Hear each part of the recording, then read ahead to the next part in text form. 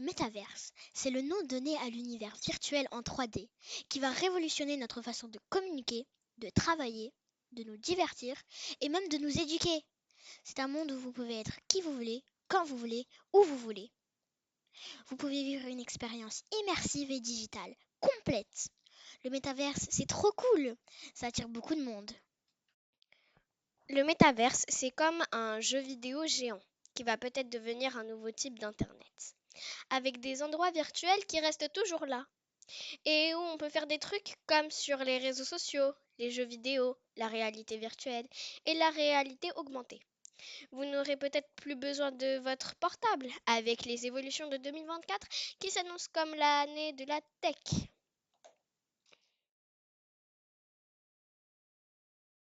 Le terme métaverse a été inventé par l'écrivain de science-fiction Neil Stephenson dans son roman Le Samouraï virtuel, sorti en 1992. Il décrit un univers futuriste où les personnages interagissent dans une réalité virtuelle en 3D qui constitue l'avenir d'Internet. Mais le métaverse n'appartient pas à Neil Stephenson, il appartient à tous ceux qui veulent le créer et le faire vivre. C'est nous qui le créons, qui le faisons vivre. Parmi nous, il y a Mark Zuckerberg, le fondateur de Facebook, qui a lancé le début du métaverse. Selon lui, le métaverse n'est autre que le futur d'Internet et va d'une manière faire évoluer nos relations sociales. Mark Zuckerberg en a fait sa priorité, si bien qu'il a investi près de 50 000 milliards de dollars dans ce projet.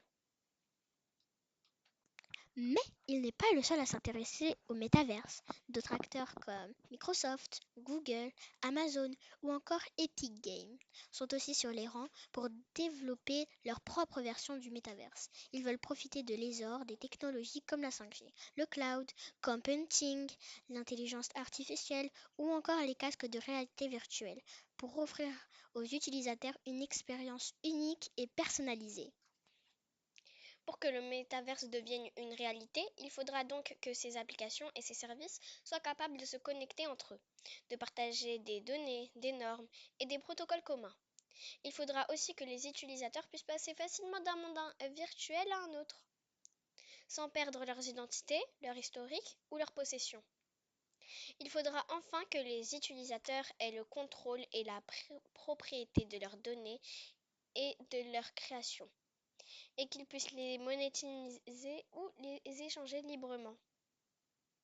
Mais comment accéder au métaverse? Quels sont les outils et les plateformes nécessaires pour y rentrer? Il existe déjà plusieurs applications et services qui proposent de nous faire découvrir le métaverse, comme Roblox, Fortnite, Minecraft, Decentraland ou encore Horizon.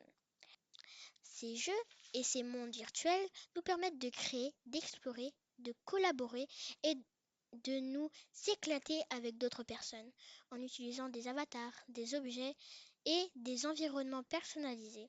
Ils nous donnent un avant-goût de ce que pourrait être le métaverse, mais ils ne sont pas encore totalement intégrés et interopérables. Le métaverse est donc un projet ambitieux qui nécessite une collaboration et une innovation constante de la part des acteurs du numérique, mais aussi des utilisateurs eux-mêmes. Le métaverse est un défi, mais aussi une opportunité pour créer un nouveau monde, plus riche, plus créatif et plus inclusif. Le métaverse est un rêve, mais aussi une réalité qui commence à prendre forme sous nos yeux. Le métaverse, c'est maintenant.